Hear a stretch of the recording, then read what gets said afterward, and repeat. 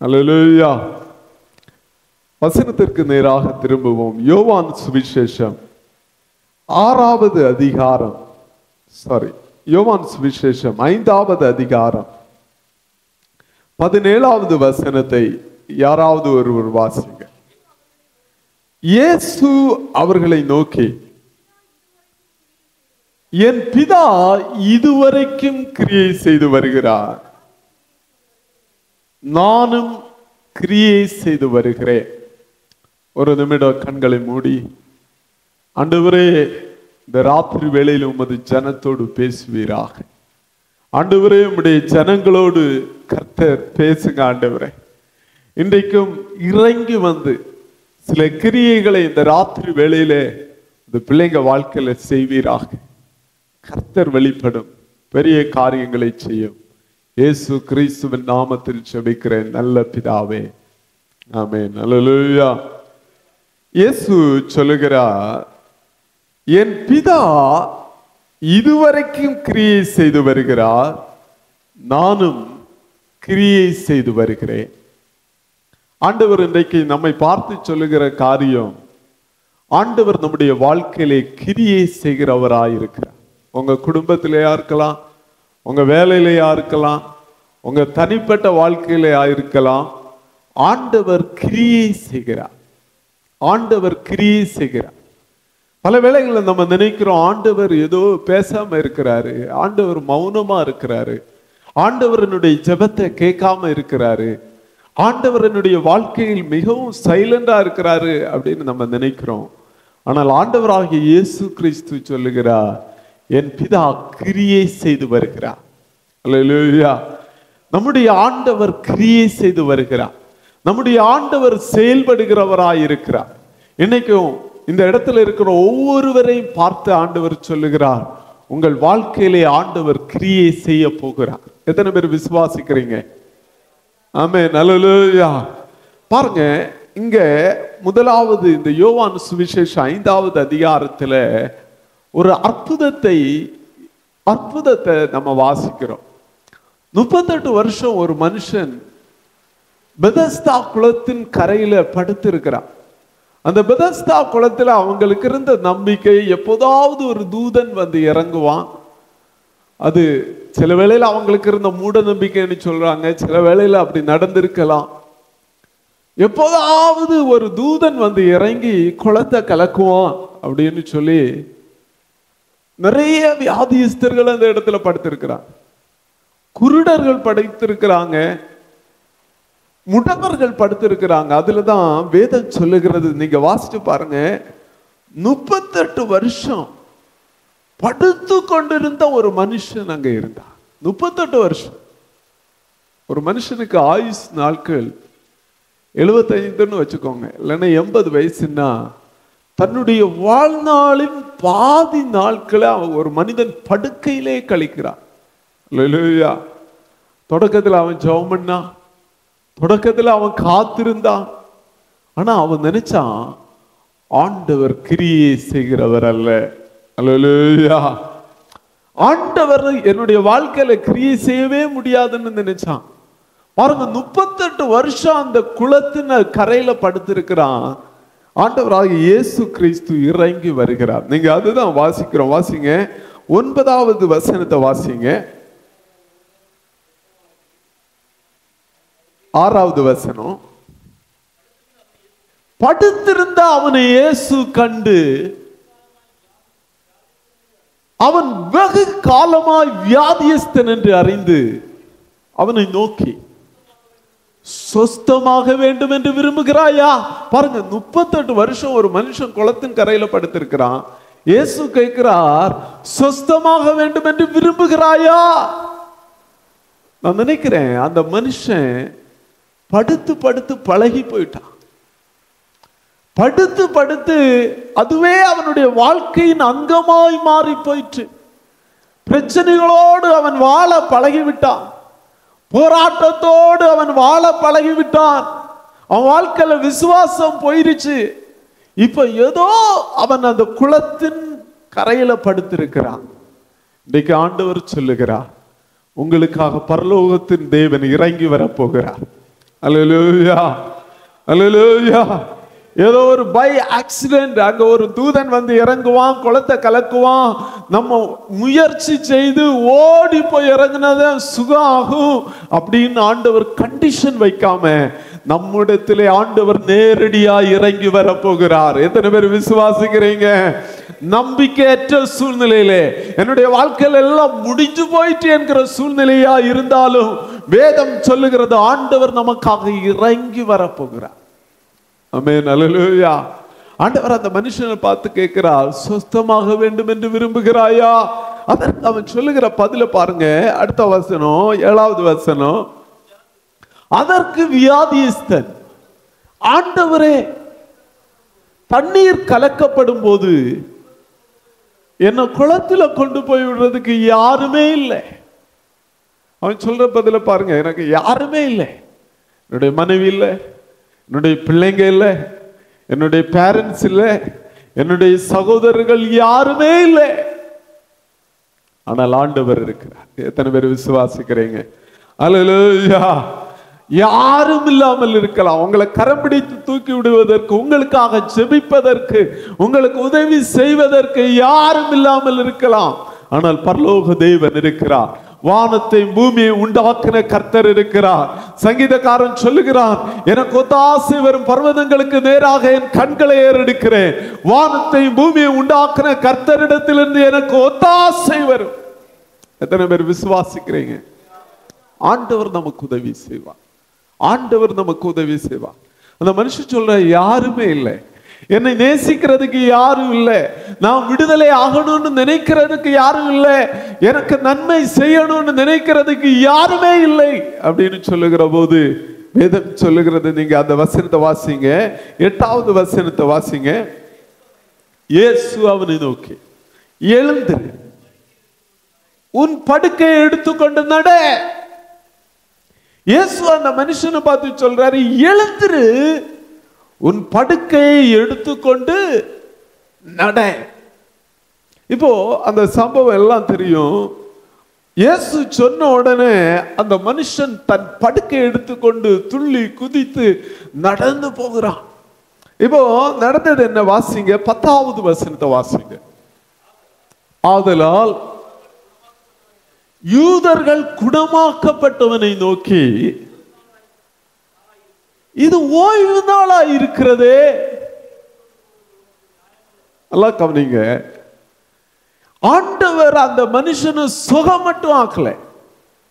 ஆண்டவர் சொன்னார், 38 வருஷமா நீ படுத்துட்டு இருக்கிறியே, படுத்து கொண்டிருக்கிற அவனை பார்த்து சொல்லுகிறார், உன் படுக்கையை எடுத்துக்கொண்டு நடந்து போ. அவன் நான் நினைக்கிறேன் அந்த பாயெல்லாம் தலையில தூக்கி வச்சு சுமந்துட்டு அவன் அந்த பெதஸ்தா குளத்தை விட்டு போகிறான். அல்லேலூயா.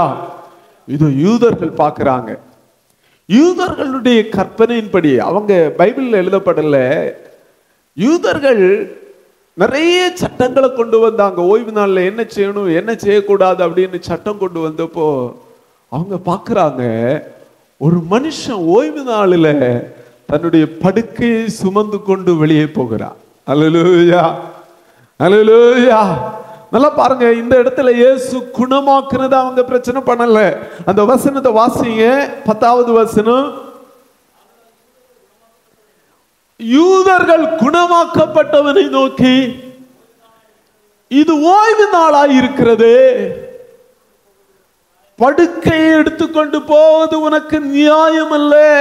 தேவனுடைய நீதியின்படி, நியாயத்தின்படி இந்த நாளில் இது லா கிடையாது, இது சட்டம் கிடையாது. நீ எப்படி ஓய்வு நாளில் படுக்கையை தூக்கி கொண்டு போகலாம் அப்படின்னு சொல்லி ஒரு கூட்டம் இப்ப சுகமாக்கப்பட்டவனை சுத்தி நிற்கிறாங்க.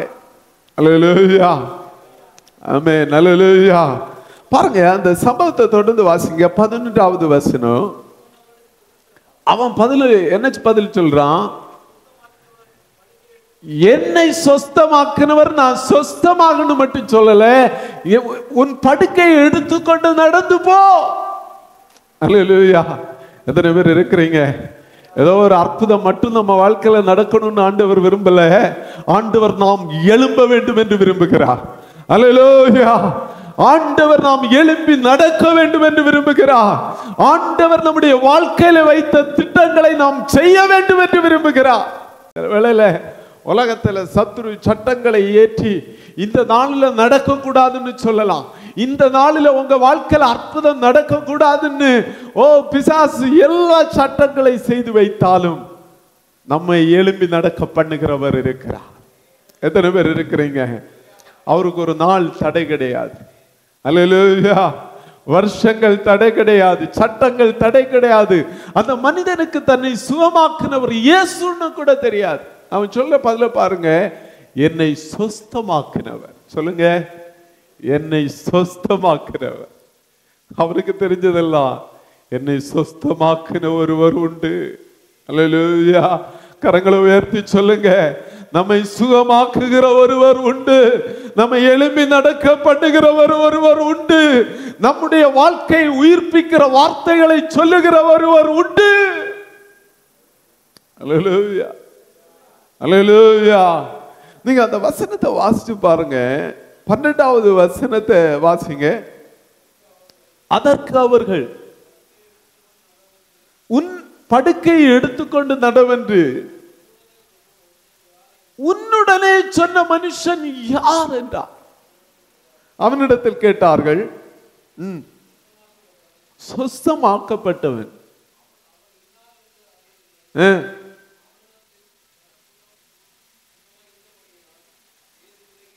14வது வசனத்தை வாசிங்க.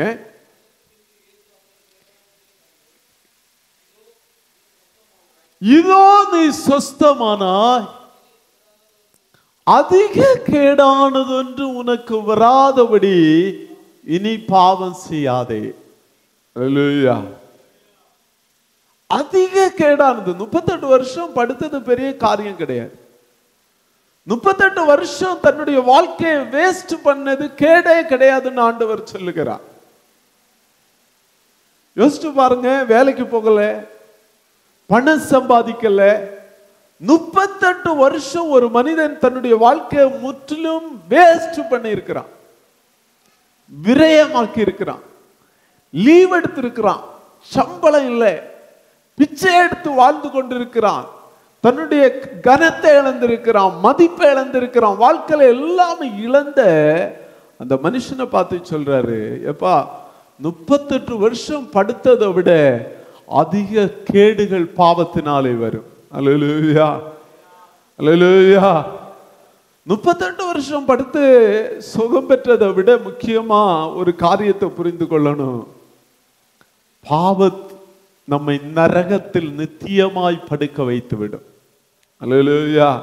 கரங்களை உயர்த்தி, பாவம் நம்மை நித்தியமாய் படுக்க செய்து விடும், நித்தியமாய் படுக்க செய்து விடும். அதனாலதான் ஆண்டவர் சொல்லுகிறார், சுகமாக்குறது மட்டும் இல்ல, சுகம் பெற்றுக் கொள்ளுகிறது மட்டுமல்ல, அற்புதம் பெற்றுக் கொள்ளுகிறது மட்டுமல்ல, நீங்கள் மனம் திரும்பி பாவ மன்னிப்புக்கென்று ஞானஸ்தானம் பெற்று ரட்சிப்பை பெற்றுக் கொள்ளுங்கள். பாவம் உங்களை அதிக கேடுக்குள்ளாக கொண்டு போகும். அல்லேலூயா. இப்ப இந்த மனுஷன் போய் சொல்றான், எங்கிட்ட என்னை சுகமாக்குனவர், ஓய்வு நாளில் சுகமாக்குனவர் இயேசு அப்படின்னு யூதர்களுக்கிட்ட போய் சொல்லுகிறான். இப்பதான் ஆரம்பிக்கிறது. வாசிங்க 16வது வசனத்தை வாசிங்க. இயேசு இவைகளை ஓய்வு நாளில் செய்தபடியா யூதர்கள் அவரை துன்பப்படுத்தி அவரை கொலை செய்ய தேடினார்கள். இப்போ யூதர்கள் எல்லாம் இயேசுவை பிடிக்க வர்றாங்க. எதற்காக? அவரை துன்பப்படுத்தி கொலை செய்யணும். ஓய்வு நாளை இயேசு மீறி விட்டார். ஓய்வு நாளிலே படுக்கையை எடுத்துக்கொண்டு நடக்க சொல்லிவிட்டார் அப்படின்னு இயேசுவை கொலை செய்ய தேடி வருகிறார்கள். இதுதான் இந்த சம்பவத்தினுடைய பின்னணி. அல்லேலூயா, அல்லேலூயா. பாருங்க, இயேசு சொல்றாரு, வாசிங்க 17, நம்ம வாசிச்ச பகுதியை வாசிங்க. இயேசு அவர்களை நோக்கி, என் பிதா, சொல்லுங்க, என் பிதா, சத்தமா சொல்லுங்க, என் அப்பா, அல்லேலூயா, என் அப்பா இதுவரைக்கும் கிரியை செய்து வருகிறார். ஆமென், அல்லேலூயா. இந்த மனுஷன் 38 வருஷம் நினைச்சா ஆண்டவர் கிரியே செய்ய மாட்டேங்கிறார். அந்த ஆண்டவர் ஒரு கிரியை என் வாழ்க்கையில செய்யக்கூடாதா? அந்த ஆண்டவர் என்னுடைய குடும்பத்துல ஒரு கிரியை செய்யக்கூடாதா? அந்த ஆண்டவர் என்னுடைய வாழ்க்கையில, என்னுடைய பிள்ளை என்னுடைய வாழ்க்கையில ஒரு கிரியை செய்யக்கூடாதா? ஆனா பிதாவை தரிசிக்கிற இயேசு சொல்றாரு, என் பிதா இதுவரைக்கும் கிரியை செய்து வருகிறார். ஆமென், அல்லேலூயா, அல்லேலூயா. ஆதியாகமத்துல 1வது அதிகாரத்துல வாசிக்கிறப்போ ஆண்டவர் 6 நாள் எல்லாவற்றையும் படைத்து விட்டு 7வது நாள் ஓய்ந்திருந்தார். அல்லேலூயா. 6 நாள் எல்லாவற்றையும் நல்லது நல்லதுன்னு படைச்சிட்டு ஓய்ந்திருந்தார். அல்லேலூயா. பரிசுத்தமாக்குனார். ஆனா இயேசு சொல்றாரு, அவர் எல்லாவற்றையும் செய்து முடித்தார்.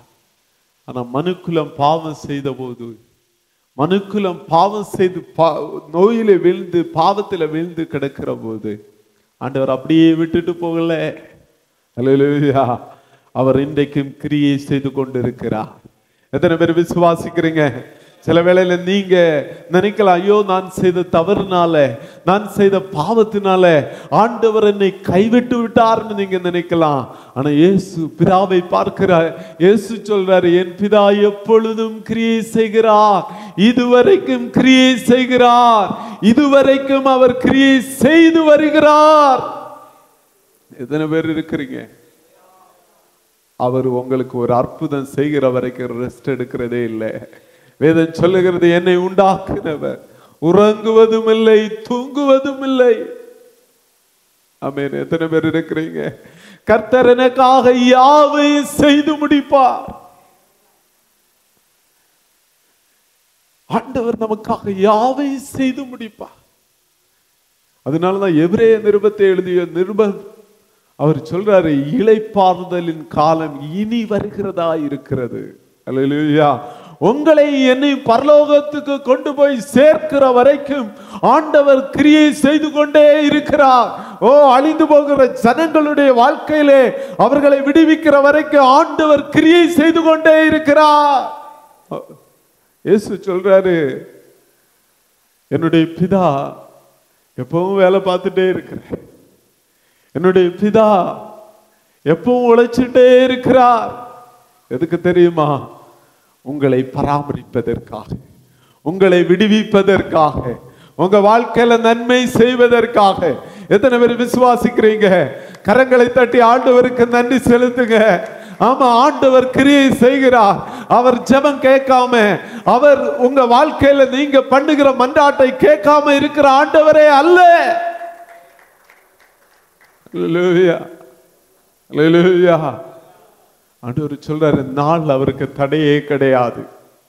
ஓய்வு நாள், ஓய்வு நாளில ஆண்டவர் நம்முடைய வாழ்க்கையில எல்லாவற்றும் பாவங்களை விடுவித்து ஜெயம் எடுக்கிறவராயிருக்கிறார். அல்லேலூயா, அல்லேலூயா. இன்னைக்கும் அடிக்கடி சொல்லுவேன், ஓய்வு நாளை நம்ம ஆசரிக்கணும். அல்லேலூயா. ஓய்வு நாளில, ஓய்வு நாளை ஆசரிக்க மறவாதிருப்பாயாக என்று வேதம் சொல்லுகிறது. ஓய்வு நாளில் நீங்க தேவ சமூகத்திலே வருகிற போது தேவாலயத்திலே ஆண்டவர் கிரியை செய்கிறார். 6 நாள் நீங்க உழைக்கிறீங்க, 7வது நாள் ஆண்டவர் உங்களுக்காய் கிரியை செய்கிறார். எத்தனை பேர் விசுவாசிக்கிறீங்க? 6 நாள் நீங்க கிரியை செய்றீங்க, 7வது நாள் ஆண்டவர் உங்களுக்காய் கிரியை செய்கிறார். எவ்வளவு கஷ்டத்துல வந்தாலும், எவ்வளவு பிரச்சனையில வந்தாலும், எவ்வளவு போராட்டத்துல வந்தாலும் ஆண்டவர் நமக்காய் கிரியை செய்கிறவராயிருக்கிறார். அல்லேலூயா. இந்த அற்புதத்திலிருந்து இயேசு ஒரு காரியத்தை கற்றுக் கொடுக்கிறார்.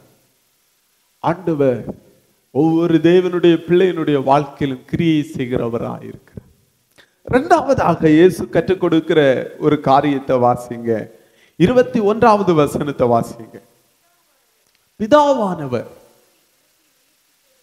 மரித்தோரை எழுப்பி உயிர்ப்பிக்கிறது போல குமாரனும் தமக்கு சித்தமானவர்களை உயிர்ப்பிக்கிறார். சொல்லுங்க, நம்முடைய ஆண்டவர் நம்மை உயிர்ப்பிக்கிறார். சொல்லுங்க அல்லேலூயா. அவர் எழுப்புகிறவர் மட்டுமல்ல, அவர் உயிர்ப்பிக்கிறவர். சொல்லுங்க, உயிர்ப்பிக்கிறார். நிறைய வேளையில நம்ம சோர்ந்து போயிடுறோம். உலகத்தின் காரியத்தை பார்த்து பாவ வல்லமைகள் நம்மை மேற்கொள்ளுகிற போது நம்ம நினைக்கிறோம், அப்படியே சோர்ந்து போய் விடுகிறோம். வாழ்க்கை முடிஞ்சிருச்சுன்னு நினைக்கிறோம். ஆனா இயேசு சொல்றாரு, என்னுடைய பிதா தமக்கு சித்தமானவர்களை உயிர்ப்பிக்கிறார். அல்லேலூயா. அந்த மனுஷன் தன்னுடைய சுய முயற்சியினால 38 வருஷமா ஓடணும்னு நினைக்கிறான். அல்லேலூயா. பலன் இருக்கிறவங்க, திறமை இருக்கிறவங்க ஓடி முந்தி போறப்போ வேதம் சொல்லுகிறது, பலவீனர்களை ஆண்டவர் தேடி வருகிறார். தேடி வர்றது எதுக்காக? அவர்களை உயிர்ப்பிக்கிறார். சொல்லுங்க அல்லேலூயா, அல்லேலூயா. பிதாவானவர் மரித்தோரை எழுப்பி உயிர்ப்பிக்கிறது போல குமாரனும் தமக்கு சித்தமானவர்களை உயிர்ப்பிக்கிறார். நம்முடைய ஆண்டவர் கிரியை செய்கிற தேவன், 3ஆம் நாளில உயிர்ப்பிக்கிற தேவனாய் இருக்கிறார். அல்லேலூயா.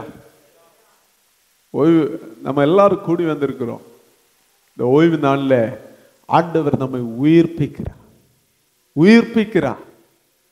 சீயோன் குமாரத்தியை தூசியை உதறி தள்ளிவிட்டு எழுந்திரு. அந்த மனுஷன் பாவத்திலே கிடக்கிறான். அந்த மனுஷன் எத்தனையோ வருஷம் பாவத்திலே கிடக்கிறான். அவனுடைய வாழ்க்கையில ஒரு பலன் இல்லாம இருக்கிறான். எழும்ப முடியல. அவனுடைய சரீர பிரகாரமாகவும் அவன் படுத்துதான் இருக்கிறான். பாவத்திலும் பல வருஷமா படுத்துதான் இருக்கிறான். அவன் மரித்தோர்களிடத்துல இருக்கிறான்.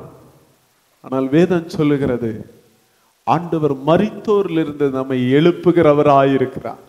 எத்தனை பேர் விசுவாசிக்கிறீங்க? அல்லேலூயா. நிறைய வேளையில நம்ம நினைக்கிறோம், நான் இந்த பாவம் செய்து செய்து செய்து இப்படியே செய்து சாகுற வரை செய்து நம்ம மரிச்சு போயிடுவோம்னு நினைக்கிறோம். ஆனா ஆண்டவருடைய சித்தம் அதுவல்ல. பாவங்களிலிருந்து நம்மை உயிர்ப்பிக்கிறவராயிருக்கிறார். மரணத்திலிருந்து நம்மை உயிர்ப்பிக்கிறவராயிருக்கிறார். எத்தனை பேர் விசுவாசிக்கிறீங்க? இயேசு ஒரு மனிதனுடைய வாழ்க்கையில வருகிற போது அவருடைய உயிர்த்தெழுதலின் வல்லமை அவனுக்குள்ளே கடந்து வருகிறது. எபேசிய நிருபம் 1ஆவது அதிகாரம் 18-19 வாசிங்க.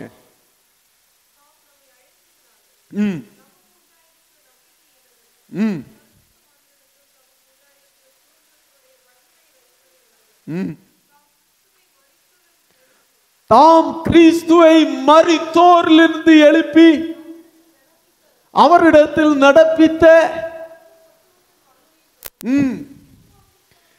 விசுவாசிக்கிறவர்களாகிய நம்மிடத்திலே, சொல்லுங்க, விசுவாசிக்கிறவங்களுக்கிட்ட ஆண்டவர் தம்முடைய உயிர்த்தெழுதலின் வல்லமையை வெளிப்படுத்துவார். உங்களை பார்த்து உலகம் சொல்லலாம், நீ எழும்ப மாட்டாய்.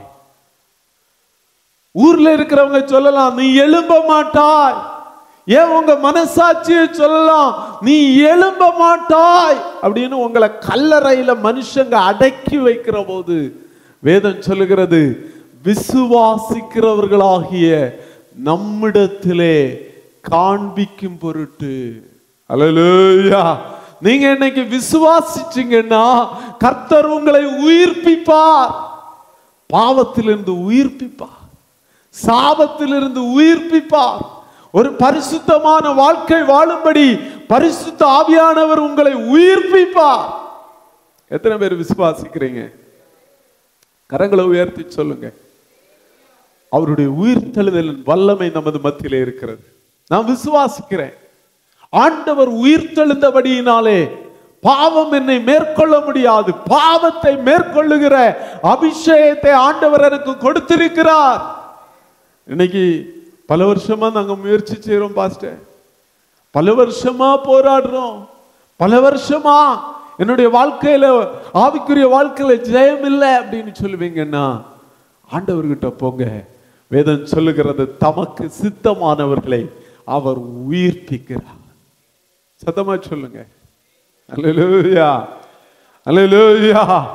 பாவத்தை ஜெயிக்கிறவர்களாய், மரணத்தை ஜெயிக்கிறவர்களாய், மரணமே உன் கூரங்கே, பாதாளமே உன் ஜெயமே எங்கே அப்படின்னு சொல்லி ஆமே மரணத்தின் வல்லமை முறியடித்து ஜெயிக்கிறவர்களாய் கர்த்தர் ஆமே தம்முடைய வல்லமை நமது வாழ்க்கையில வைக்க போகிறார். அல்லேலூயா. இங்க இயேசு சொல்றாரு, ஓய்வு நாளில ஆண்டவர் கிரியை செய்கிறவர் மட்டும் இல்லை, ஓய்வு நாளில ஆண்டவர் தமது ஜனங்களை உயிர்ப்பிக்கிறார். அல்லேலூயா, அல்லேலூயா. அவருடைய உயிர்த்தெழுதல் வல்லமை நமது மத்தியில உலாவிக் கொண்டிருக்கிறது. அவர் ஒரு புதிய ஜீவனை தருவார். நீங்க ஒரு வசனத்தை கூட வாசிங்க, 24வது வசனத்தை வாசிங்க. என் வசனத்தை கேட்டு சொல்லுங்க, என் வசனத்தை. ஏதோ ஊழியக்காரங்க பிரசங்கம் பண்றாங்க அப்படின்னு நீங்க நினைக்க வேண்டாம். இந்த வசனத்திலே ஜீவன் உண்டு. அல்லேலூயா. நீங்க அந்த வசனத்தை வாசிங்க. என்னை அனுப்பினவரை விசுவாசிக்கிறவனுக்கு நித்திய ஜீவன் உண்டு. அந்த வசனத்தை வாசிங்க. அவன் ஆக்கினை தீர்ப்புக்குட்படாமல் மரணத்தை விட்டு நீங்கி ஜீவனுக்குட்பட்டிருக்கிறான். சொல்லுங்க, ஜீவனுக்குட்பட்டிருக்கிறான், ஜீவனுக்குட்பட்டிருக்கிறான். மரணம் நம்முடைய வாழ்க்கையில கிரியை செய்கிறது. நம்மளை எழும்ப விட மாட்டேன், நீ இப்படியே அழிஞ்சு போவ, நீ இப்படிதான் இருப்பேன்னு சொல்லுகிற போது வேதம் சொல்லுகிறது, அவருடைய வார்த்தையை கேட்டு விசுவாசிக்கிறவனுக்கு ஜீவன் உண்டு. அதோட முடியல, வாசிங்க 26 27 வாசிங்க. 26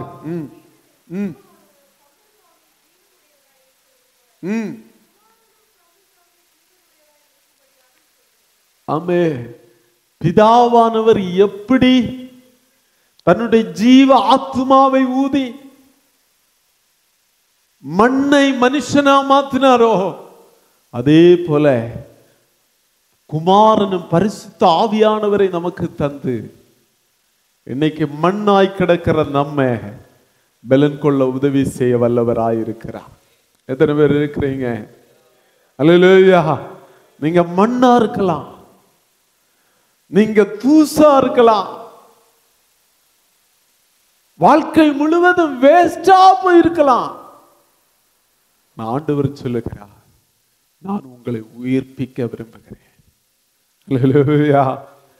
நான் உங்களை உயிர்ப்பிக்க விரும்புகிறேன். நான் உங்களுக்கு ஜீவனை தர விரும்புகிறேன், ஜீவனை தர விரும்புகிறேன். சொல்லுங்க, ஆண்டவரே இன்னைக்கு அந்த ஜீவனை எனக்கு தாங்க ஆண்டவரே. அல்லேலூயா. என்ன உயிர்ப்பிங்க ஆண்டவரே. நம்ம பல வேளைகள்ல நினைக்கிறோம், என்னுடைய வாழ்க்கை, இந்த மனுஷன் 38 வருஷம் வேஸ்டா லைஃப தள்ளிட்டான், 38 வருஷம் ஆஸ்பத்திரி பெட்டிலே கிடக்கிறான், 38 வருஷம் அவன் என்ன செய்திருப்பான்? லைஃப் ஃபுல்லுமே வேஸ்டா போயிருச்சு. அவன் என்றைக்கு இயேசு அவனை தேடி வந்தார், கர்த்தர் அவனை உயிர்ப்பித்தார், ஓட செய்தார். நிறைய கட்டுப்பாடுகள் இருந்துச்சு, அதையும் தாண்டி கர்த்தர் ஓட செய்தார். எத்தனை பேர் விசுவாசிக்கிறீங்க? நீங்க சொல்லுங்க, ஆண்டவரே என்னை ஓட செய்யுங்க ஆண்டவரே. அல்லேலூயா. நான் விரயமாக்கின நாட்கள், நான் வேஸ்ட் ஆக்கின நாட்கள், ஆண்டவரே எனக்கு திரும்ப தாங்க ஆண்டவரே. நான் நினைக்கிறேன், இந்த மனுஷன் திரும்ப போய் யூதர்களுக்கிட்ட மட்டும் இல்லை, ஓ என்னை சொஸ்தமாக்கினார், இயேசு சொஸ்தமாக்கினார். 38 வருஷம் அவன் வீணாக்கின நாட்கள். ஆமே, வேதம் சொல்லுகிறது. நான் கடந்த முறை யோர்தானுக்கு ஊழியத்துக்கு போயிருந்தப்போ இயேசு சுகமாக்கின ஊருக்கும், இயேசு 6000 பிசாசு பிடித்த மனுஷனை சுகமாக்கினார். 6000 பேர். நமக்கு தெரியும் அந்த கெனசரேத்து பகுதியில் பாத்தீங்கன்னா, அந்த கெனசரேத்திலிருந்து ஏறத்தாழ 20-25 கிலோமீட்டர் தள்ளி தெக்கப்போலி. தெக்கப்போலிங்கிறது ஒரு சில பட்டணங்கள் சேர்ந்த பகுதி தான் தெக்கப்போலி. நாங்க ஃபர்ஸ்ட் ஊழியத்துக்கு போறப்ப அது தெக்கப்போலிக்கு தான் போயிருந்தோம். நான் நினைச்சேன் கெனசரேத்து அதுக்கு பக்கம் அப்படின்னு நினைச்சேன். நான் பார்த்தப்போ அது ரொம்ப தொலைவு. அல்லேலூயா, அல்லேலூயா. நான் யோசிச்சு பார்த்தேன், அந்த பட்டணமே ஒரு பட்டணம் 25 கிலோமீட்டர். நான் நினைக்கிறேன் ரூவில இருந்து பர்கா இல்லைன்னா ருசேல் பர்கா வரைக்கும் ஒரு முழு பட்டணத்துக்கும் அந்த பிசாசு பிடிச்ச மனுஷன் போய் சுவிசேஷத்தை அறிவித்தான். அல்லேலூயா, அல்லேலூயா. 6000 பிசாசுகள். வாழ்க்கை முழுக்க வேஸ்ட். குடும்பத்தாரெல்லாம் சொன்னாங்க இவன் வேஸ்ட். பாருங்க, அரபு நாடுகள்ல இந்த கெனசரேத்துல மட்டும்தான் இன்றைக்கும் பன்றி வளர்த்துறாங்க. அல்லேலூயா, அல்லேலூயா. இன்னைக்கும் பன்றியினுடைய பண்ணை இன்னைக்கும் கெனசரேத்துல இருக்கு. அல்லேலூயா, அல்லேலூயா. எதுக்கு சொல்றேன் அப்படின்னா, நம்முடைய வாழ்க்கையில வேஸ்டான, நம்முடைய வாழ்க்கையில விரயமாக்கி போட்ட நாட்களை ஆண்டவர் திரும்ப தர வல்லவர் ஆயிருக்கிறார். எத்தனை பேர் விசுவாசிக்கிறீங்க?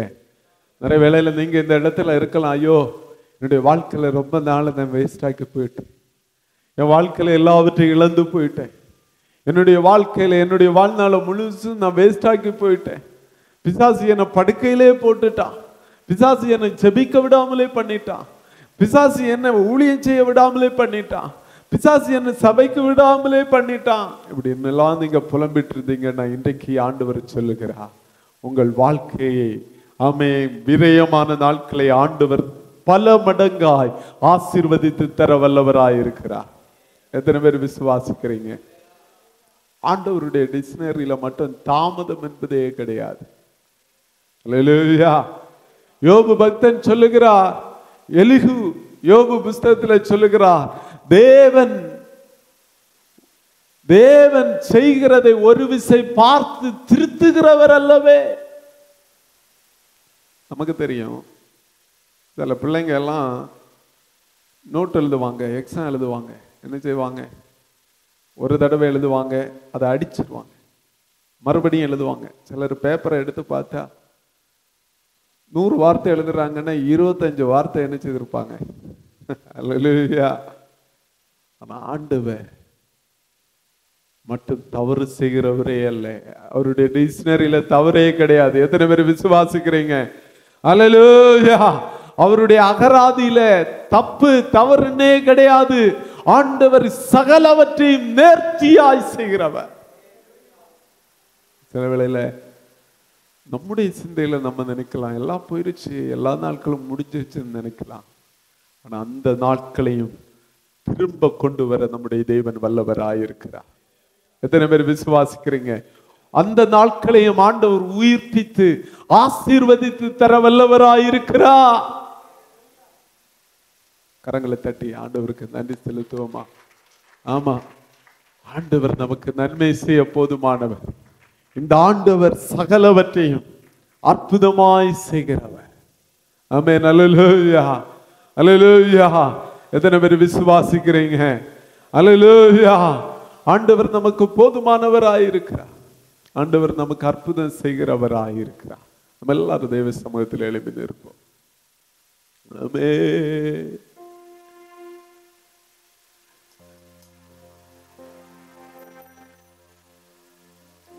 ஆண்டவரே, இன்னைக்கு ஆண்டவர் நம்மை உயிர்ப்பிக்க விரும்புகிறார்.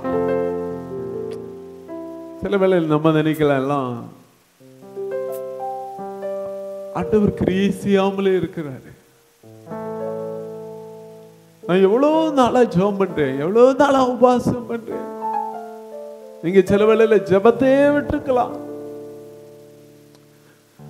ஒரு தெய்வ மனுஷன் சொன்னா,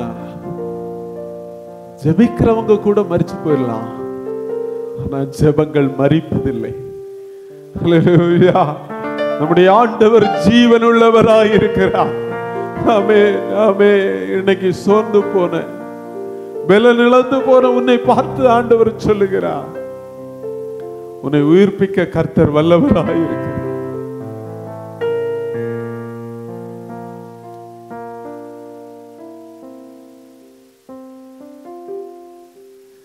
ஜெபம் கேட்டீரையா, ஜெயம் தந்தீரையா, ஜெபம் கேட்டீரையா, ஜெயம் தந்தீரையா,